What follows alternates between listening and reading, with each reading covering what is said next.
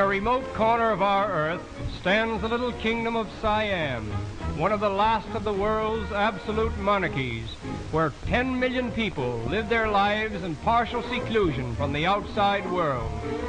En route to Bangkok, the chief city of this ancient country, we pass a Chinese junk, which reminds us that most of the early settlers in Siam came from Mongolia, a province in China. After sailing up the Gulf of Siam, we arrive at a little peninsular port where a train is waiting to take us to Bangkok, about 35 miles inland. Before departing, we obtain our first gami as permitted, but when it occurs, the first wife is always acknowledged the head of the household.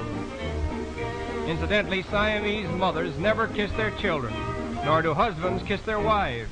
Instead, they rub faces together. This little banquet is interrupted by the warning whistle from our train. And now we are en route to Bangkok. Except for a few railway lines, all travel in Siam is by water. The level of the land is so low and the soil is so soft. Experiences of the courageous engineers who conquered this tropical jungle with the first railway in Siam.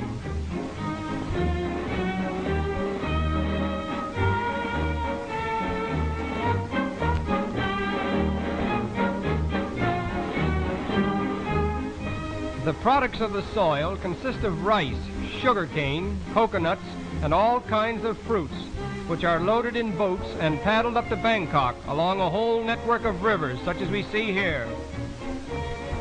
We arrive at Bangkok, the capital and chief city of Siam, covering more land area than any other city in the world except London. We are immediately educating and modernizing the rising generation of Siam. We are told that this king has 236 brothers and sisters. His father had. Siamese are an artistic people. Their architecture, dancing, and music are highly developed in strict accordance with the traditions of Indo-Chinese art. Siamese architecture is chiefly exercised in connection with religious buildings devoted to Buddhism. Buddhism, the Orient's most powerful religion, was brought to Siam from India as early as the 2nd century A.D. It is the national faith of Siam. Buddhism is not based upon divinity. When the people go into a temple and kneel before Buddha, they reverence him, but never do they forget that he was once a man and that in time they may become even as he is. The women of Siam appear to be the most constant followers of this religion. They spend much of their time in and around the temples with their children, instilling them with the Buddhist faith.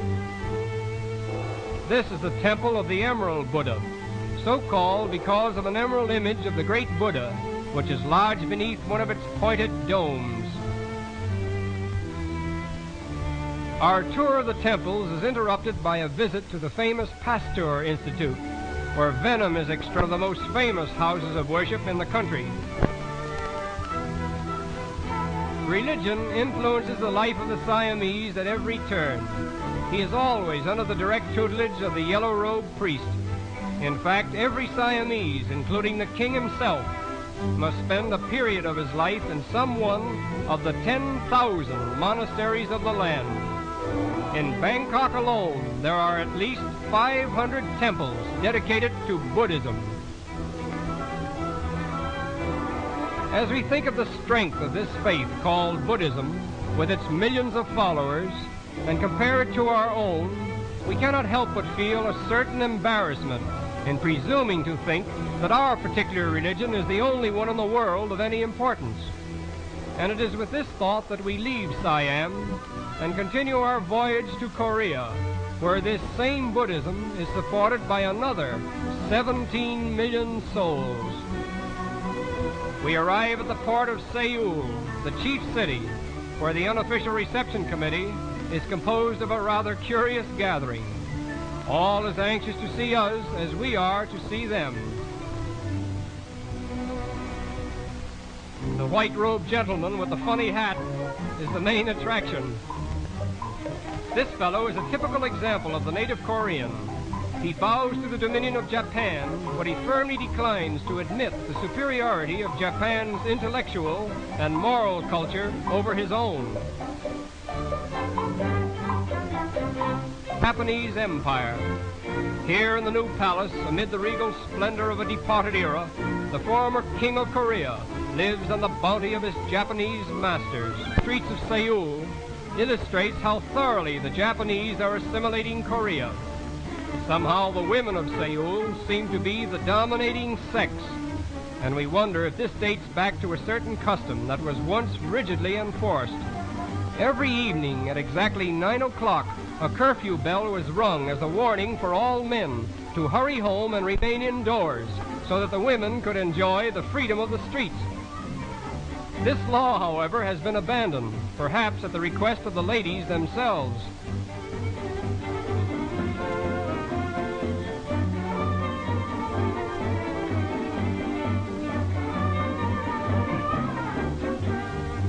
The children of Korea are particularly interesting. Almost from the time they are able to walk, they are obliged to care for their little brothers and sisters. The first thing inculcated in a Korean child's mind is respect for his father. In fact, the 4 dreadful things which a boy fears most are earthquake, wind, fire, and father. Playing dinner and imitating the ponderous etiquette of their elders is a favorite amusement.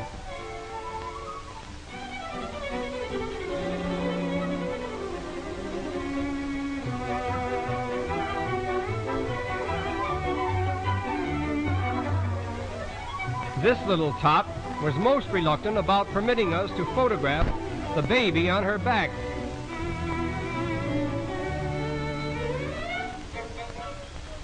In an oriental garden, we were afforded the special privilege of seeing a native dance, very much like those given by the geisha girls of Japan. This is called the drum dance.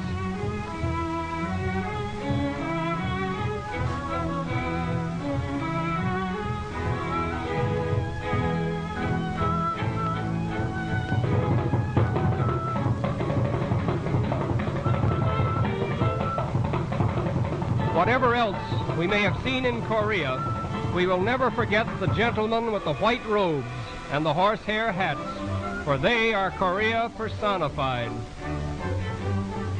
And it is here that old Korea bows to us in gracious farewell.